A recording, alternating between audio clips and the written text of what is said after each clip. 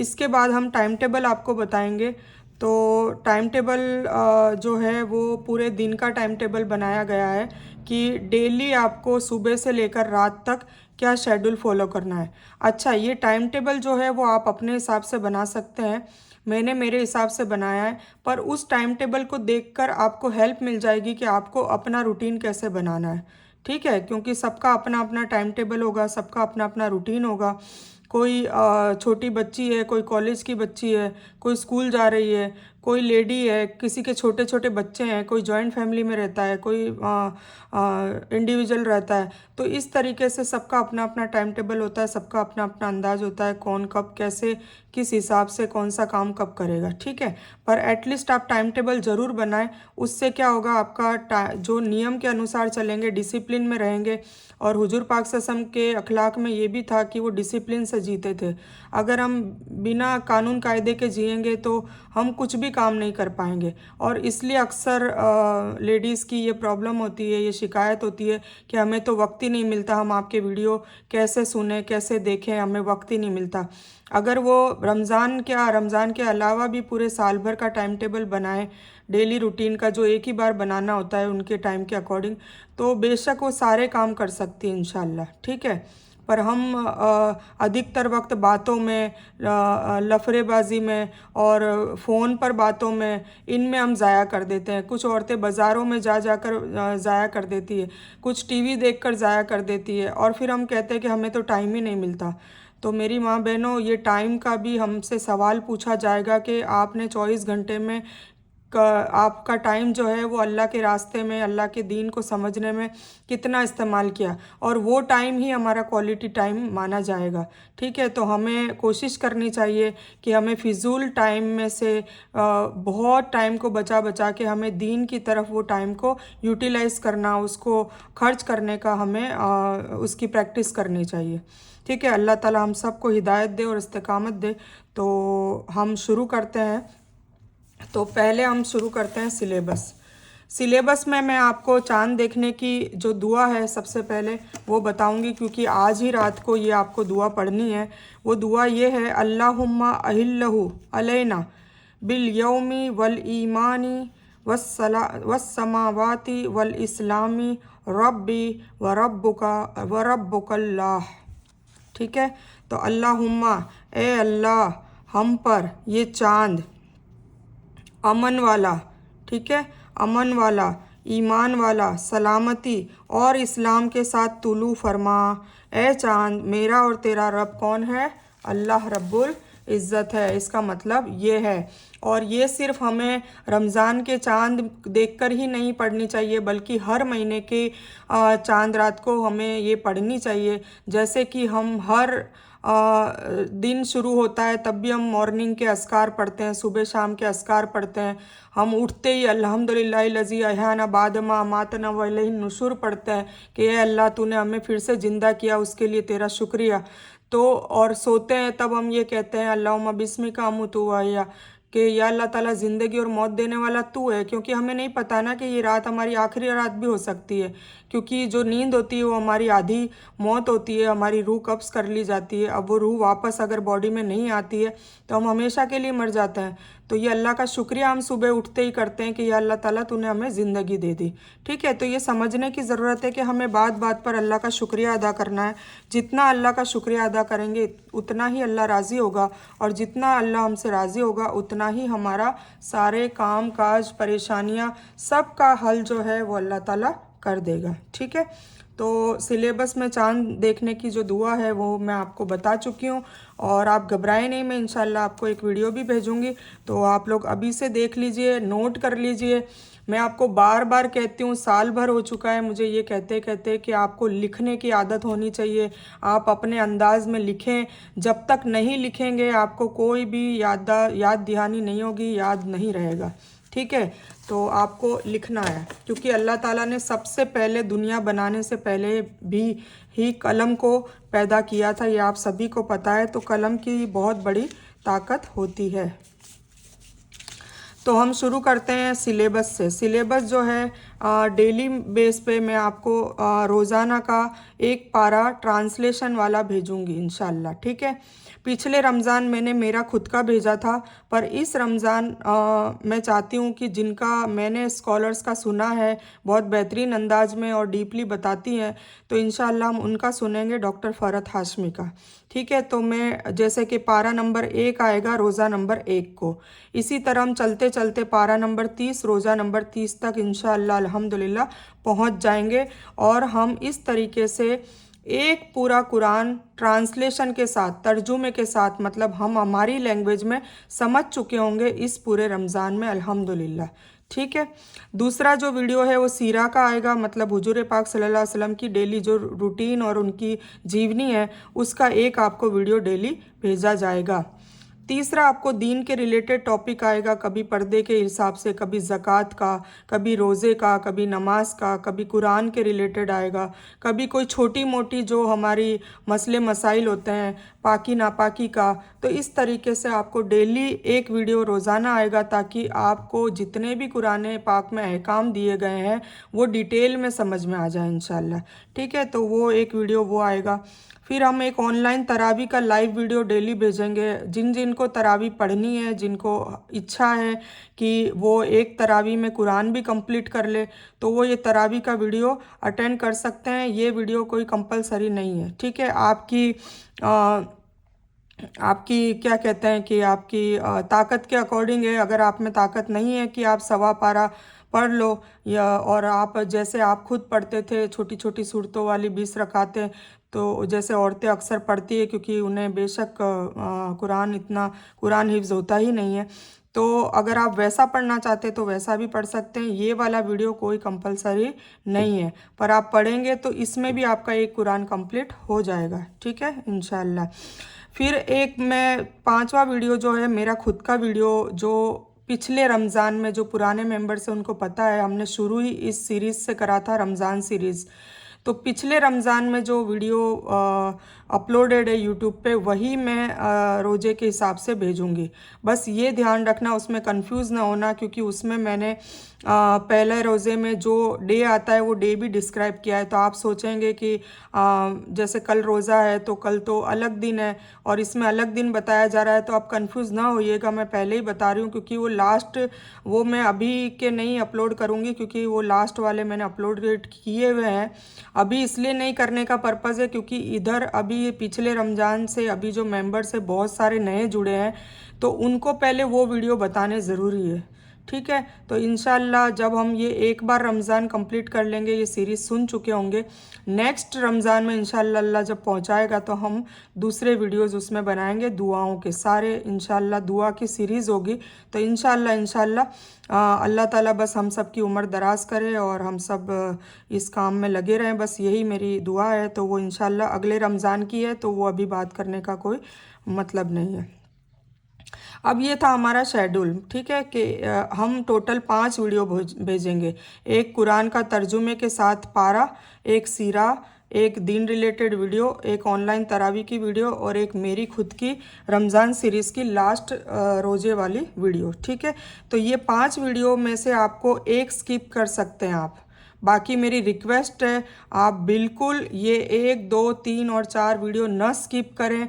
अगर आप स्किप करेंगे, आप जानते हो और अल्लाह जानता है, मैं तो कुछ पूछने आऊँगी नहीं, पर मैं एक बात ज़रूर बता दूं कि आपको कहीं ना कहीं बहुत बड़े लेवल का नुकसान होगा।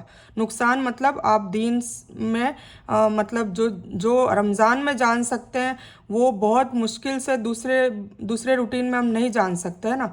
और अभी इब्लिस भी कैद में होता है, इसीलिए मैं आपको रिक्वेस्ट करती हूँ कि आप इसका भरपूर फ़ायदा उठाएं। आप चाहे कम सोएं, चाहे आप थोड़ी सी नींद को देखो त्याग दें, क्योंकि ये जो रमज़ान का महीना है ये वैसे भी अल्लाह ताला इसमें इतना राज़ी होता है कि बड़े से बड़े गुनहगार का गुनाह माफ़ कर देता है, उनको इनामत देता है, उनकी मगफिरत करता है और उनको बहुत सारी नेकियां लूट के देता है ना। तो हमें इसका फ़ायदा उठाना चाहिए। तो बस मैं वही कहना चाहूँगी, जैसे साल भर बच्चा पढ़ता है और जब उसकी एग्ज़ाम होती है तो एग्ज़ाम के कुछ दिन पहले 10-12 दिन पहले वो कमर कस लेता है। हालांकि उसने साल भर पढ़ा होता है, पर वो साल भर की पढ़ाई एक तरफ और वो 10-12 दिन की पढ़ाई एक तरफ। ये हम सब पढ़े पढ़े हुए हैं, तो हमें सबको पता है कि हमारे टाइम में हम ऐसा ही करते थे। तो उस वक्त हम फिज़िकली मेंटली हर तरीके से है ना वो अपनी जान को झोंक देते थे कि एग्ज़ाम में अच्छे नंबर लाने हैं। तो 10-12 दिन का जो हम करते थे अच्छे से मेहनत, वही हमारी अब ये पूरे साल भर की जो मेहनत है वो ये रमज़ान में बटोरने की है। ईद के दिन फिर हमें इनाम मिलेगा, शब कदर में इनाम मिलेगा। तो इसीलिए हमें इसको ज़ाया नहीं करना है। बस ये तरावी का मैं कंपलसरी नहीं कहती, क्योंकि कुछ लोग तहज्जुद पढ़ते हैं तो तरावी नहीं पढ़ेंगे चलेगा, और कुछ लोग तरावी अगर अपने हिसाब से जैसे वो पढ़ते हैं वैसे भी चलेगा। और किसी को अगर शौक़ है कि नहीं मेरे 3 कुरान कंप्लीट हो जाए, तो कैसे हो जाएंगे, देखिए अचीवमेंट मैंने लिखा है कि आपको क्या क्या मिलेगा। एक कुरान आपका अरेबिक जो आप डेली एक पारा पढ़ लेंगे। आप इस वीडियो को देखने के बाद एक पारा डेली पढ़ लीजिए, ठीक है। आप 2 पारे 4 पारे पहले पढ़ती होंगी, अभी एक पारा पढ़ लीजिए। अगर आपको इस वीडियो देखने के बाद भी टाइम मिल रहा है, हिम्मत है, तो आप एक की जगह 2-4 वो आप पढ़ सकती हैं। पर ऐसा नहीं कि पारे पढ़ने के चक्कर में आप ये सारी चीज़ों का नुकसान करें, क्योंकि आप इस ग्रुप में हैं तो आपको ये सुनना कंपलसरी है, ठीक है।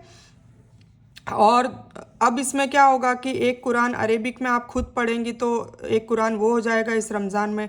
एक कुरान आपको हिंदी वाला जो ये सुनेंगी ये भी आपका सवाब में शामिल है। ऐसा नहीं कि हम सुन रहे हैं तो हमारा काउंट नहीं होगा, बिल्कुल होता है। और एक कुरान आप तरावी में पढ़ लेंगे तो आप 3 कुरान कंप्लीट कर लेंगे इस रमज़ान में अल्हम्दुलिल्लाह। पर यह है कि आप सिंपल कुरान नहीं करेंगे, आप उसको कहीं ना कहीं हिंदी में समझकर आपके दिलो दिमाग में कई चीज़ें आपकी आएगी और आपके अखलाक में अमाल में भी तब्दीली इंशाल्लाह आएगी, ठीक है। और तरावी में भी हम पढ़ेंगे तो हमारा जो तलफ़ुज़ है वो इमाम साहब पढ़ेंगे, तो हमें पढ़ने की ज़रूरत नहीं है, सिर्फ सुनना है ये भी, तो ये भी हमारा माना जाएगा। तो टोटल हम 3 कुरान कंप्लीट कर चुके होंगे इस रमज़ान में इंशाल्लाह। इसके अलावा हमारे को बहुत सारा नॉलेज मिलेगा, मतलब बहुत सारा इल्म हमें हासिल होगा सही दीन के हवाले से, क्योंकि मैंने आपको कहा था कि दीन के रिलेटेड एक टॉपिक आएगा, एक वीडियो आएगा। और इसके अलावा ये जो लास्ट रमज़ान सीरीज़ में एक छोटी छोटे ज़िक्र की डिटेलिंग दी रखी है, तो उससे भी आपको कई चीज़ें समझने को और जानने को मिलेगी। और जो ट्रांसलेशन जो तर्जुमा आप सुनेंगे उसमें भी आपको काफ़ी सारा नॉलेज मिलेगा। तो ये था हमारा सिलेबस। अब हम पढ़ते हैं टाइम टेबल, ठीक है। अब टाइम टेबल मैं जल्दी से बयान कर देती हूँ, इसकी मैं आपको स्क्रीनशॉट भेज दूँगी इंशाल्लाह, तो आप अपने हिसाब से बना सकते हैं। मैंने मेरे हिसाब से बनाया है, ठीक है। तो 3 बजे का टाइम टेबल शुरू होता है, मतलब सुबह 3 बजे उठना है, wake up, gate fresh and prepare सहरी, मतलब आपको फारिग होना है, शहरी की तैयारी करनी है, और शहरी की तैयारी हो जाए फिर उसके बाद तहज्जुद पढ़नी है। तहज्जुद में आप 2, 4, 6, 8 पढ़ सकते हैं, पर हुजूर पाक सल्लल्लाहु अलैहि वसल्लम का जो मामूल था वो 8 रकात पढ़ते थे 2-2 करके, और 3 वितर पढ़ते थे, मतलब टोटल 11 रकात वो पढ़ते थे। तो आप 11 रकात भी पढ़ सकते हैं, और बाकी आप 2, 4, 6, 8 जैसे भी आप चाहें पढ़ सकते हैं, ठीक है। और 4 बजे कुरान, मतलब कुरान सुनना है, पढ़ना है, जो भी आप अपने हिसाब से, जैसे वीडियो शेयर करूँगी मैं, तो वो कुरान एक पारा आप सुन लीजिए उस वक्त। तो ये मेरा है ना, ये मैं आपको बता रही हूँ, ये मैंने सिलेबस बनाया, आप अपने हिसाब से बना सकती है। इसमें 4 वीडियो आप अलग अलग जगह पर फिट कर सकती हैं, तो आपको भारी भी नहीं लगेगा और आपका सारा कुछ एक साथ हो जाएगा, ठीक है। आप सहरी या इफ्तारी बनाते बनाते भी सुन सकती हैं, काम करते करते भी सुन सकती है, और मेरी ये राय है कि आप बैठकर सुने ताकि आपको अच्छे से समझ में आएगा, ठीक है। तो 4 बजे कुरान है, फिर ग्रुप्स वीडियो शेयरिंग, जो मेरा खुद का काम है कि आप लोगों जैसे आपके जो ग्रुप्स है वैसे ग्रुप्स बना रखे हैं, तो उनको मुझे वीडियो शेयर करना होता है ताकि मैं डेली बेस पे भूलूँ नहीं, तो वीडियो शेयरिंग करना है। एक प्रोजेक्ट है, NGO के साथ जुड़ी हुई हूँ, तो वो प्रोजेक्ट, ये सब मेरे काम है, वो प्रोजेक्ट में मुझे बनाना पड़ता है, उसमें भी ½ एन आवर मुझे लग जाता है। और मॉर्निंग के जो रूटीन्स है, मतलब कोई सुबह के जो काम है, मान लो कपड़े धोने, जो भी आपके मॉर्निंग जो काम है वो काम है, ठीक है। तो ये मैंने अपने हिसाब से बनाया कि कुरान, ग्रुप में वीडियो शेयर करना, प्रोजेक्ट बनाना और सुबह का काम। 5:32 को शहरी हो जाएगी तो शहरी की दुआ और प्रे सलाह फजर, मतलब शहरी हम खा कंप्लीट कर चुके होंगे और उसकी दुआ पढ़नी है और हमें नमाज़ पढ़नी है फजर की। इस्तगफार खूब करना है फजर के नमाज के बाद। और मॉर्निंग अस्कार, मतलब सुबह के जो भी अस्कार है, हुजूर पाक सल्लल्लाहु अलैहि वसल्लम जो भी तस्बीहात पढ़ते थे, अस्कार मतलब ज़िक्र बोलते हैं ना, तो वो पढ़नी है, तस्बीह पढ़नी है, छोटे छोटे कलमे पढ़ने।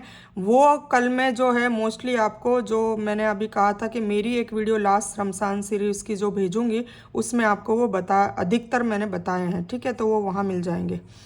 तो ये हो गया, मैंने हिंदी में भी लिखा है, सहरी की दुआ, फजर की नमाज, माफ़ी मांगनी है अल्लाह से और पहले अशरे की दुआ। हाँ, पहले अशरे की दुआ भी पढ़नी है, वो अभी मैं इंशाल्लाह आपको तीनों अशरे की दुआ भी बता देती हूँ और रमज़ान की लिस्ट भी बता देती हूँ। फिर 6:30 को प्रिपरेशन फॉर वर्कशॉप, मतलब जो भी वर्कशॉप बना रखा है, एक और अलहदा ग्रुप है, तो उसका मेरा जो काम होता है वो करना है। ऑल वीडियोस, ऑडियोज़ और नोट्स और स्क्रीनशॉट जो भी शेयर करनी होती है, जैसे आपको भी मैं करूँगी, तो ये सारा काम मुझे 6:30 और 8:30 में करना है। फिर से कह रही हूँ कि आप ये अपने हिसाब से बना सकते हैं, बस इससे आपको हेल्प हो जाएगी। 8:30 8:30 हाउस होल्ड वर्क, मतलब घर के कोई भी काम हो, बकाया काम है, वो कंप्लीट करने हैं 8:30 से 10 बजे के अंदर, ठीक है। 10 से 12 सोना है, ये मेरा टाइम है सोने का, हो सकता है आपका इस टाइम में कुरान पढ़ने का हो, इस टाइम में सोने का हो, तो वो आप अपने हिसाब से कर सकते हैं। 12:30 से 1:30 बजे Quran Arabic with Urdu translation, ये मैंने मेरे लिए लिखा है। और 4 में से 2 वीडियो सुनना है, जैसे 4 वीडियो मैं आपको भेजूंगी वो मैं खुद भी सुनूंगी, तो उसमें से 2 वीडियो मुझे ये 12:30 से 1:30 में सुनना है। तो इस तरीके से आप भी फिट कर सकते हैं, एक एक करके भी कर सकते हैं, चारों एक साथ सुनने का भी कर सकते हैं, या 2-2 करके, आपकी जैसी मर्जी। 1:30 बजे से 2 बजे तक ज़ोहर की सलाह, मतलब ज़ोहर की नमाज़ पढ़नी है और ज़िक्र करना है। 2 बजे से 3:30 बजे कुरान TPI क्लास अटेंड करनी है, जो मैंने बताया था आपको कि 50% अरेबिक लैंग्वेज आप सीख लेंगे कुरान शरीफ की, तो वो क्लास 2 से 3:30 जूम के थ्रू होगी, तो वो अगर आप चाहें तो वो आप अटेंड कर सकते हैं। मैंने आपको उसका लिंक भेज दिया है, रमज़ान के ग्रुप में भेज दिया है, तो आप चाहें तो जूम के थ्रू भी अटेंड कर सकते हैं। और अगर किसी को प्रॉब्लम है, जूम वगैरह नहीं आता है अप्लाई करना, तो वो मुझे कह दे, तो मैं उनको उसकी यूट्यूब की प्लेलिस्ट भेज दूंगी, ताकि वो अपने आप ही उसको सीख सकती हैं यूट्यूब के वीडियोस से, ठीक है। फिर 3:30 से 4:30 प्रिपरेशन ऑफ इफ्तार, इफ्तार की कोई भी तैयारी, जैसे फ्रूट चाट काटनी है, अनार छिल के रखनी है, जो भी वॉटेवर, तो ये सारी प्रिपरेशन पहले ही, मतलब ये मैंने मेरे हिसाब से लिख ली है। एंड ड्यू वर्क, मतलब कोई भी बाकी रह गया है, जो सुबह का काम था अभी बाकी रह गया है, वो आपको कंप्लीट कर लेना है। 4:30 से 5:30 सलाह, असर की नमाज़ पढ़नी है और शाम के अस्कार पढ़ने हैं, असर के बाद के, जो हुजूर पाक सल्लल्लाहु अलैहि वसल्लम के सुन्नती अस्कार है। फिर 5:30 से 6:30 इफ्तार की मेकिंग, मतलब इफ्तार प्रॉपर बनाना है, कुछ ना कुछ बनाते ही हैं हम लोग, है ना, तो खाना वाना जो भी है। और उस दौरान भी हमें बातें नहीं करनी है। With tongue and year do जिक्र, मैंने लिखा है कि ज़ुबान और कान से जिक्र ही होना चाहिए, जिक्र सुने या, और इसमें भी आप वो वीडियो जो है, 2 वीडियो जैसे यहाँ पे लिखिए, तो वो वीडियो एक आप सुन सकते हैं। मैं भी ऐसा ही करती हूँ, खाना बनाते बनाते वो वीडियो सुन लेती हूँ, तो हमारे दोनों काम हो जाते हैं, हम खाना भी बना लेते हैं और हम वो वीडियो भी कंप्लीट कर चुके होते हैं, ठीक है। 6:42 से 7:30 इफ्तार की दुआ, मतलब 6:42 को हमारा टाइम है इफ्तारी का। कार्ड मैंने जो DP है उसमें डाल रखा है, बीकानेर वालों का स्पेशल, बाकी सबका अलग अलग होगा सिटी वाइज। कुछ इस ग्रुप में दुबई के और कनाडा के भी हैं, तो उनका अपना बेशक होगा टाइम, तो ये तो मैंने मेरा लिखा है। तो 6:42 है, इफ्तार हो जाता है तो इफ्तार की दुआ पढ़नी है और रोज़ा खोलना है डेट्स और पानी से और नमक से, है ना। फिर उसके बाद आपकी जो इच्छा है खाएं, ठीक है। मेरी राय ये है कि कम खाएं तो नींद कम आएगी। देखिए, रोज़े में यही हमें तकवा बढ़ता ही इसीलिए है कि रोज़े में कम खाना है, कम सोना है, कम बोलना है, कम दुनिया की फिजूल बातें सुननी है या करनी है, या दुनिया के कोई काम काज में इन्वॉल्व होना है, मतलब हर चीज़ कम कर देनी है, सिर्फ अल्लाह अल्लाह अल्लाह, अल्लाह की किताब, अल्लाह के रसूल सल्लल्लाहु अलैहि वसल्लम के अमाल, अल्लाह का ज़िक्र, अल्लाह से माफ़ी, अल्लाह को राज़ी करने वाले काम ही हमें रमज़ान में खूब करने हैं। ठीक है। फिर 7:30 से 8 बजे टॉक टू फैमिली अबाउट दीन। फिर थोड़ा सा हम इफ्तारी के बाद थोड़ा सा रिलैक्स होंगे, हमारे फैमिली में हमारे शौहर से बातचीत करेंगे, रिलैक्स होंगे, थोड़ी बहुत वॉक कर लेंगे। तो ये मैंने फिर कह रही हूँ कि मेरे हिसाब से बनाई है।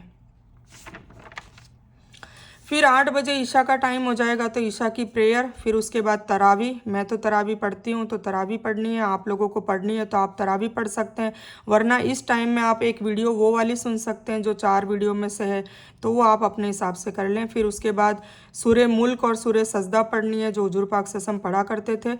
और बिफोर स्लीप अस्कार, सोने से पहले के जो आदाब है, जो अस्कार है, जो दुआएँ हैं, वो आपको पढ़नी है। ठीक है। और फिर 11 से 12 कुरान रीडिंग ओनली अरेबिक, मतलब एक पारा जो कुरान का मेरा भी पढ़ना होगा, क्योंकि अरेबिक में एक कुरान हम भी ख़त्म करेंगे इंशाल्लाह। तो कुरान अरेबिक पढ़ना है तो जितना हो सकेगा वो पढ़ेंगे।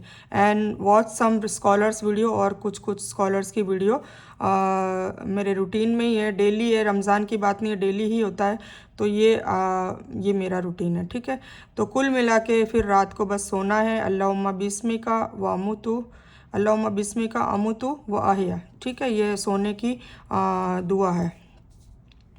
तो अब यहाँ पर मेरे सिलेबस में सोने का जो टाइम है वो कंक्लूड हुआ है 12 AM से 3 AM पावर नैप, मतलब सोना है, और दोपहर में 10 से 12 के बीच में रिलैक्स स्लीप लेनी है। ठीक है। तो ये हो गया टाइम टेबल, और मैं इसका स्क्रीनशॉट भेज दूँगी। अगर आप चाहें तो आप सेम ऐसा भी बना सकते हैं, और अगर आपको ऊपर नीचे करना है तो वो भी आप कर सकते हैं। अब हम आते हैं रमज़ान की डेली वाइज डीड्स, मतलब पूरे रमज़ान हमें एक अच्छा सा काम करना है। ठीक है। ये प्रैक्टिस करनी है ताकि हम इसको हर महीने का, हर साल के हर महीने भी हम कर सकते हैं। रमज़ान का कुछ नहीं है, पर रमज़ान प्रैक्टिस के लिए आता है, ताकि हम 11 महीनों की, लिखा है ना प्रैक्टिस फॉर 11 मंथ, हमें 11 महीनों में भी ये अमल पे लाने की बहुत कोशिश करनी है। ठीक है। तो मैं आपको बता देती हूँ, पहला जो रोज़ा है उसमें है वह हेल्दी सहरी, मतलब सहरी का आप लोग चार्ट बनाएं कि रोज़ाना क्या सहरी बनाएंगे, क्या करना है। अगर कोई रोज़ाना किसी के घर में एक टाइप की सहरी खाते हैं तो चार्ट बनाने की ज़रूरत ही नहीं है, और अलग अलग खाते हैं तो उसमें सोचने में भी हमारा टाइम ज़ाया होता है। तो बस मेरा तो यही कहना है कि हमारा टाइम ज़ाया होना ही नहीं चाहिए इन चीज़ों में। इनकी हमें प्रिपरेशन पहले होगी, और फिर उनका जो भी मटेरियल है, रॉ मटेरियल है, ग्रोसरीज़ है, वो सब कुछ आज ला के रख दें महीने भर का। फिर आपको बाज़ार जाना करना, ये सब हेडेक बहुत कम रहनी है, ताकि हमारा वेस्टेज ऑफ टाइम बचे, हम टाइम की जो बचत है वो कर सकें, ताकि हम पढ़ाई में कर सकें। इसीलिए तो फिर हमें टाइम नहीं मिलता है कि हम नहीं कर पा रहे हैं ना, तो इसीलिए हमें ये सारा चीज़ प्लानिंग के साथ करना है। तो हेल्दी, और शहरी भी हेल्दी करनी है। हेल्दी मतलब जंक फूड और इन सब से परहेज करना है, ताकि हम लोग नींद हमें कम आए, सुस्ती कम आए, काहिली कम आए, और हमारे में एनर्जी भरपूर रहे। तो हम कम खाएंगे तो एनर्जी भरपूर रहेगी, ज़्यादा खाएंगे तो बट ऑब्वियस है नींद आएगी, क्योंकि हमारी बॉडी में ग्लूकोज की मात्रा बढ़ जाती है, और ग्लूकोज की मात्रा बढ़ने से हमें बेशक नींद और सुस्ती आती ही है, और नींद और जो सुस्ती है वो शैतान की निशानी है, तो हमें इससे बचना है। सुन्नत रसूल सल्लल्लाहु अलैहि वसल्लम की तरह सहरी करना है। ये अमल भी लाना है कि हमारे नबी सल्लल्लाहु अलैहि वसल्लम कैसे सहरी करते थे। वो तो सिर्फ खजूर और पानी से करते थे और सॉल्ट चखते थे, तो बस वही उनका मामूल था। तो हमें भी कोशिश करनी है कि हमें सहरी को कम से कम करना है। मैं ये नहीं कह रही कि आप बिल्कुल भूखे रहें, पर आपको जैसे मतलब जितना हो सके आपको कम खाएंगे तो आपको सुस्ती और काहिली और जो नींद है उसका गलबा कम रहेगा। ठीक है। फिर दूसरा जो रोज़ा है उसमें लर्न अ न्यू दुआ, हर रोज़े में आपको एक नई दुआ सीख लेनी है। जैसे कि रोज़ाना हम एक दुआ पढ़ेंगे, सीखेंगे, हिफ्ज़ करेंगे, समझेंगे, उसको फिर अमल में भी लाएंगे। सिर्फ सीखनी नहीं है, सिर्फ हिफ्ज़ नहीं करनी है, उसको पढ़नी है, उसको सीखनी है, उसको हिफ्ज़ करनी है, फिर उसको समझनी भी है, और उसको अमल में भी लानी है। ये जो चीज़ है वो आपको, जो मेरी पर्सनल वीडियो मैं भेजूंगी उसमें आपको सीखने को मिल जाएगी, उसमें यही काम मैंने किया है। ठीक है। तो वो सारी के सारे आपको अपना एक नोटबुक और पेन भी आज लेकर आ जाएं, ग्रॉसरी लेने जाएं तब, तो वो आपको नोट करनी है, ताकि वो आपके बच्चों के लिए भी आपको एक रिकॉर्ड बना रहेगा और आप अपने लिए भी वो ज़ख़ीरा रख सकेंगे, ताकि अगर हिफ्ज़ भी ना हो तो आप रोज़ाना उसको पढ़ेंगे तो इंशाल्लाह आपको हिफ्ज़ हो जाएगी। और मैंने पिछली बार भी बताया था, इस बार भी बता देती हूँ कि मेरा ये मामूल रहता है कि इसके स्टिकर्स आजकल मिलते हैं, इसको इजी बनाने के लिए बता रही हूँ कि इसके स्टिकर्स मिलते हैं सभी चीज़ों के, उठने की दुआ, सोने की दुआ, दूध पीने की दुआ, खाने से पहले की दुआ, खाने के बाद की दुआ, कपड़ा पहनने की दुआ, घर से बाहर निकलने की दुआ, घर में एंटर होने की दुआ, वॉशरूम जाने की दुआ, वॉशरूम से बाहर निकलने की दुआ, तो नहाने की दुआ, गुसल की दुआ, ये सारी चीज़ों की दुआ के स्टिकर्स आजकल अल्हम्दुलिल्लाह मार्केट में अवेलेबल है। तो वो आप ले आएँ और वो आप चिपका लें। तो जब मैं नई नई ये सीखना चाहती थी तो मैंने तो यही किया था, और मैंने पिछली रमज़ान की सीरीज़ में भी बता रखा है ये बात कि ये क्या हमारे आंखों के सामने रोज़ाना आती रहेगी ना। किचन में लगा लीजिए, बाथरूम वाली दुआ बाथरूम के दरवाजे पर लगा दीजिए, सोने वाली दुआ अपने बेड के आसपास लगा दीजिए, उठने वाली दुआ भी लगा दीजिए, घर में एंटर होने वाली दुआ आप अपने एंट्री वाले गेट पर लगा दीजिए। तो आप जब भी आना जाना होगा तो उसका मामूल बनाएं कि आप एक बार ठहरें, आपको याद नहीं है तो, और उसको पढ़ के फिर एंटर हो। बाथरूम में भी आप ठहरें और उसको पढ़कर अल्लाहुम्मा इन्नी औज़ु बिका मिनल खुबूसी वल खुबाइस, तो वो आप पढ़ के फिर एंटर हो। तो आप एक बार, दो बार, 40 बार पढ़कर एंटर होंगे तो इंशाल्लाह आपके जहन में आ जाएगी और आपको याद हो जाएगी। तो मेरा तरीका ये था, तो मैं आपको बता देती हूँ कि भाई इस तरीके से मैंने सारी दुआएं याद की और अल्हम्दुलिल्लाह अब बहुत सारी दुआएं याद हो चुकी है। तो ये तरीका आप भी अपना सकते हैं।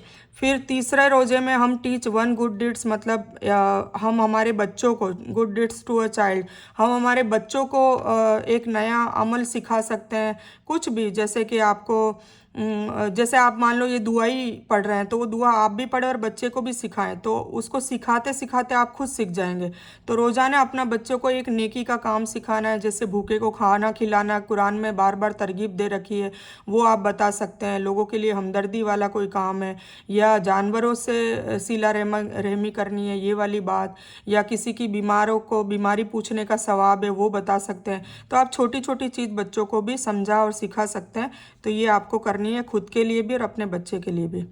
फोर्थ रोजे में मेमोराइज लास्ट आयत ऑफ सूरह बकर, सूरह बकर की जो 285 और 86, जो ज़्यादातर इस बात से डरते हैं कि हम पे जादू टोना हो गया है, या जादू होने की वजह से हम पे बंदिश हो गई है, हमारा रिस्क बांध दिया है, हमारे पे मूठ मार दिए है, पता नहीं क्या क्या औरतों के ये सवालात होते हैं। मैं ये नहीं कहती जादू नहीं होता है, होता है, बेशक होता है, पर उसके अल्लाह ताला ने हथियार बता रखे हैं। सबसे बेहतरीन हथियार है आयतल कुर्सी, कुल औज़ु बिरब्बिल फलक और नास, और ये सूरह नंबर 2 की आयत, लास्ट आयत 285 286। तो इसको आप हिफ्स करने की कोशिश करें, इसको याद कर लेंगे और रोज़ाना सुबह शाम पढ़ने का मामूल बनाएंगे तो मैं वादा करती हूँ इंशाल्लाह कुछ भी नहीं होना है। जादू क्या, जादू का बाप भी आपके साथ टकराएगा तो वो वापस चला जाएगा, क्योंकि ये अल्लाह ताला ने खुद कहा है कि ये जादू मतलब ऐसे असरात को, अल्लाह बला को और इनको रोकती है। जादू के अलावा भी जो जिन्नात होते हैं, जो गंदे होते हैं, अल्लाह बला होती है, उनसे भी ये हिफाजत का जरिया है। ठीक है, तो आपको ये मेमोराइज़ करने की इसी महीने में कोशिश करनी है। फिर 5वें रोजे में रिफ्रेन फ्रॉम बैकबाइटिंग और गॉसिपिंग, रोकना अपने आप को और अपने घर वालों को, एटलीस्ट अपने शौहर और बच्चों को हैबिट से रोकें, है ना। अब आपको इसमें क्या है कि चुगली, गीबत, जो भी जुबान से गंदे काम होते हैं, लोगों की पीठ पीछे हंसी मजाक उड़ाना, गीबतें करना, गॉसिपिंग करना, मजाक उड़ाना, जो भी ऐसा काम जो जिस बंदे के लिए किया जा रहा है उसको अगर पता चले और उसको दुख हो तो ये काम गलत है, अल्लाह ताला बहुत नाराज़ होता है। तो हमें ये अपने आप को भी इससे रोकने की कोशिश करनी है। उसका एक तरीका ये है कि एक तो इस्तगफार करें, अल्लाह से दुआ करें कि ये मेरी हैबिट में से बिल्कुल चला जाए, और दूसरा अपनी ज़ुबान को ज़िक्र में बिज़ी कर दें, तो ज़ुबान एक ही काम कर पाएगी, है ना। कोई भी चीज़ हम खुद भी हम एक ही काम कर पाते हैं, तो अगर उसे रोकना है तो उसका एक ही तरीका है कि उसको दूसरे काम में डाइवर्ट कर दें। तो ज़ुबान को अगर पूरा दिन जिक्र में हम बिज़ी रखेंगे तो फिर वो गॉसिपिंग और ये सब की तरफ आएगी नहीं, है ना।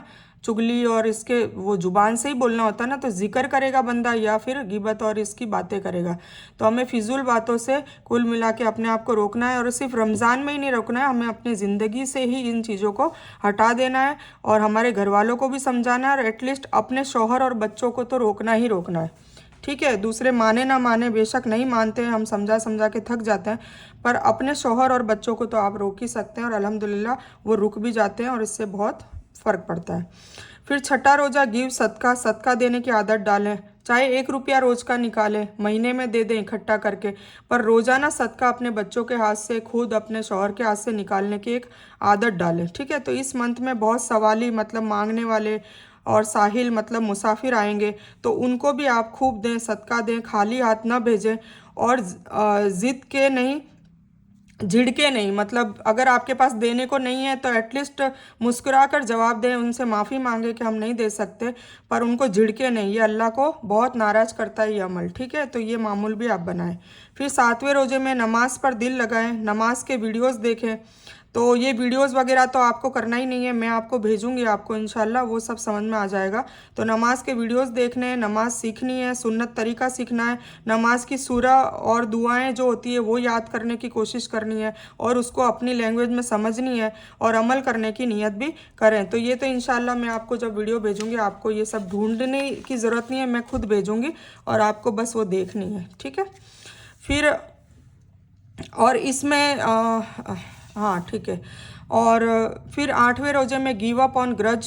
आज से नियत करें कि लोगों से हसद, मतलब ग्रज मतलब लोगों से हसद है, जलन है, ईर्ष्या है, मतलब लोगों के पास अगर गाड़ी बंगला कुछ है तो हम जलें कूड़ें कि हमारे पास क्यों नहीं है। इन सब चीज़ों से आप बिल्कुल अपने दिल और दिमाग को खाली कर दें।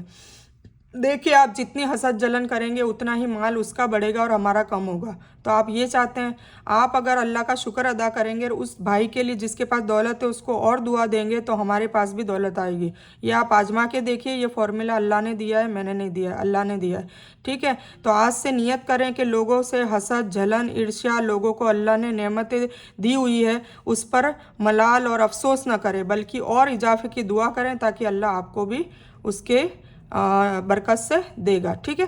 अच्छा, ये जो मैंने लिखा है ना, आप कंफ्यूज होंगे कि इतना सारा मुझे एक ही दिन में करना है। नहीं, ये रोज़ा नंबर 8 को ये करना है, 9 को ये करना है, ये डेली रोज़े में भी इंशाल्लाह मैं सिर्फ एक एक बात पे डिटेल में आपको इंशाल्लाह बताया करूँगी। ठीक है। अभी मैं सिर्फ आपको सिलेबस बता रही हूँ। ठीक है। फिर 9 में एम्फेसाइज विथ पीपल।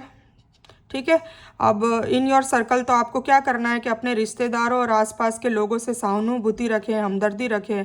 कोई परेशानी में हो तो उसकी चुपचाप बंद मुट्ठी मदद करें, और मदद नहीं कर सकते तो कम से कम उनको हौसला दें और उनकी दुख भरी बात सुन लें। ये भी बहुत बड़ा सदका होता है। बस ये है कि सुनकर लोगों तक ना फैलाए, उनकी हंसी मजाक ना उड़ाए, उसको सुन ले और अल्लाह से उनके लिए दुआ मांगे। फिर 10वें रोजे पर है feed the poor of your community. आपके जो कम्युनिटी है या आसपास कोई ऐसे स्लम एरियाज़ है, गरीब एरियाज़ है, वहाँ पर आप जाके अपनी कौम को या बिरादरी को या गरीबों को, मिस्कीन लोगों को खाना खिलाएं। ठीक है। तो उसका भी आपको बहुत असर होगा, और अपने बच्चों को इन चीज़ों में, इन एक्टिविटीज़ में ज़रूर साथ में रखें ताकि वो जो भी देखते हैं उसी चीज़ का वो अमल लाइफ टाइम करते रहते हैं। ठीक है। अगर आप बुरे काम कर रहे होंगे तो वो आपके बुरे काम देख के उनका किरदार भी बुरा ही होगा, और अगर आप अच्छे काम शुरू से कर रहे होंगे तो आपका वो बच्चे का किरदार भी अच्छा ही होगा। ठीक है।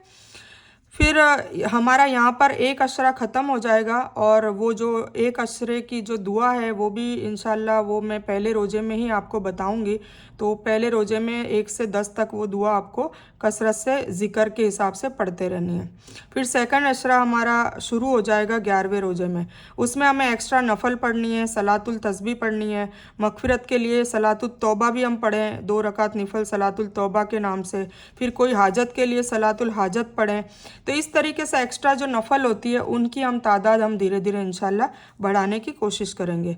12वें रोज़े में कैलकुलेट योर ज़कात। फिर हमें अपनी ज़कात कैलकुलेट कर लेनी है कि भाई कितनी निकलेगी, क्या है। अपनी सारी प्रॉपर्टी और सब ज्वेलरी एक्सेट्रा किसी आलिम या मुफ्ती से मशवरा करके या खुद इल्म हासिल करके ज़कात को निकालनी है। इसमें 1 रुपये की भी कंजूसी नहीं करनी है, अदरवाइज 1 रुपया भी कम होगा तो हमारी पूरी ज़कात जो देते हैं हम वो ज़ाया हो जाएगी, वो मानी नहीं जाएगी। तो इस चीज़ चीज़ का बहुत आपको एहतियात करना है। और इंशाल्लाह ज़कात का जो वीडियो है वो मैं पहले ही आपको भेज दूंगी, ताकि आपको इसका नॉलेज हो जाएगा कि इसको कैसे काउंट करनी है, किसको देनी चाहिए, कब तक दे देनी चाहिए। ये सारी बातें इंशाल्लाह उस वीडियो में आपको जानने को मिल जाएगी। इसीलिए मैंने कहा है कि कोई भी वीडियो स्किप ना करें। अगर आप सुनेंगे तो ही आपको समझ में आएगा और फिर आप अमल में लाएंगे। फिर जो 13वां रोज़ा है उसमें हम रीड सूरह यासीन, रहमान, अल बकर विद ट्रांसलेशन। फिर हम एक एक सूरह का जायज़ा लेंगे, खुलासा देखेंगे। तो ये आप एक एक सूरह के हिसाब से भी आप इसका तर्जुमा पढ़ें कि भाई हर सूरह अपने आप में एक सबक देती है, एक सीख देती है कि भाई उससे क्या हमें हासिल करना है और क्या अमल में लाना है। फिर 14वें रोजे में जो 14th रोजा है उसमें गिव अप 1 बैड डीड्स। आपकी जो भी एक गंदी आदत है, चाहे कोई झूठ बोलने की हो, गिबत करने की हो, कीना की, तकब्बुर की, हंसी मजाक करने की, चोरी करने की, जो भी, क्योंकि आप जानते हैं और अल्लाह जानता है, ये कोई बतानी नहीं है, बस आपको अल्लाह से माफ़ी मांगनी कि या अल्लाह अभी तक मैंने इस चीज़ से, ये गुनाह में मैं मुब्तला थी और तू मुझे इस गुनाह से बचा, हिम्मत दे, ताकत दे। और आज से मैं तुझसे वादा करता हूँ कि मुझे ये जो काम है, ये बुरा काम है, आज के बाद मैं नहीं करूँगा या करूँगी। ठीक है, तो आज एक कोई आपका बड़ा गुनाह जो अमल में हो वो हमेशा हमेशा के लिए छोड़ दीजिए। अल्लाह से वादा कीजिए कि अब इस रमज़ान के बाद पूरी ज़िंदगी ये गुनाह मैं कर ही ना पाऊँ, इब्लिस मुझे भड़का ना पाए, मुझे इतनी कुव्वत, ताकत और सलाहियत अल्लाह ताला तू दे दे। ठीक है, फिर 15 तो विजिट अ सिक पर्सन। कोई भी एक बीमार इंसान को मिलने जाए, आज किसी की तबीयत और नहीं जा सकते तो कम से कम उसको और जाएं और फ्रूट्स लेकर जाएं, कुछ लेकर जाएं उनके लिए खाने पीने की आइटम, और नहीं जा सकते तो फिर एटलीस्ट आप फ़ोन पर ज़रूर पूछ लें। फिर 16 read about the life of रसूल सल्लल्लाहु अलैहि वसल्लम। तो ये मैं सीरा की आपको वीडियो भेजने ही वाली हूँ, तो बस वही है, ये तो पहले बनाया था तो बस आपको मैंने बता दिया। फिर 17 realise the struggle of needy while fasting. भूख का एहसास करें और मिस्किन पर रहम करें। अब जैसे रोज़े का जो है वो रोज़े का मकसद ही अल्लाह ताला ने तकवा बढ़ाना था। तकवा मतलब हम अल्लाह ताला से इतनी मोहब्बत करें कि वो नाराज़ ना हो जाए, उसके डर से हम अपनी हलाल चीज़ों से भी हम दूर रहें, वो खाने से डरें कि कहीं कोई मुझे नहीं देख रहा फिर भी मैं ये खाना इसलिए नहीं खा रही क्योंकि अल्लाह नाराज़ हो जाएगा। तो जो चीज़ हम रोज़ों में कर सकते हैं वो हम 11 महीने में भी उसकी प्रैक्टिस करें, ऐसी हम अल्लाह से दुआ करें। और दूसरा रोज़े का मकसद ये था कि जब हम भूखे रहते हैं तो हमें एहसास होता है कि देखो भूखा रहना बहुत मुश्किल है, तो इससे हमको तड़प और सिला रहमी आनी चाहिए गरीबों के लिए जिनके पास खाना एक वक्त का भी नहीं होता है। तो उनकी सिला रहमी आती है तो फिर हमें बाकी महीनों में उनको कभी ना कभी किसी न किसी लिहाज पे खाना खिलाते रहना है और उनसे हमदर्दी करनी है, उनकी मदद करनी है और बच्चों को भी इसके लिए हमें तरगीब देनी है और उनको मोटिवेट करना है। फिर 18वें रोजे में contribute in making good meal. मतलब आप कोई लंगर बन रहा है, कोई ऐसा खाना कोई संस्था खिलाती है और आप नहीं कर सकते तो आप उसमें एटलीस्ट कंट्रीब्यूशन दे दें, उनको पैसे दे दें, ताकि आप बनाने का भी आपको वो नहीं है, बांटने का भी नहीं है, सारा वो कुछ कर लेंगे, बस आपको जाके उनको पैसे देने हैं। ठीक है, तो इस तरीके से भी आप कर सकते हैं। फिर 19 से tell people about the beauty of Islam. फिर इस्लाम की आप खुद भी बात करें कि भाई इस्लाम कितना सलामती वाला दीन है, तो वो हम सीखेंगे तो हम आगे बोलेंगे ना। मतलब दावत का काम करना है छोटी छोटी बातों में, ज़रूरी नहीं है कि आपको बहुत आलिम की डिग्री लेनी है। आप छोटी छोटी आप एक टॉपिक भी किसी को समझा देंगे कि भाई झूठ नहीं बोलना, इतना तो आप बता ही सकते हैं कि झूठ नहीं बोलना चाहिए, झूठ बोलने से इतने इतने नुकसानात है, अल्लाह नाराज़ होता है, झूठ बोलने से हमारा दिल काला हो जाता है, स्याह हो जाता है, हमारे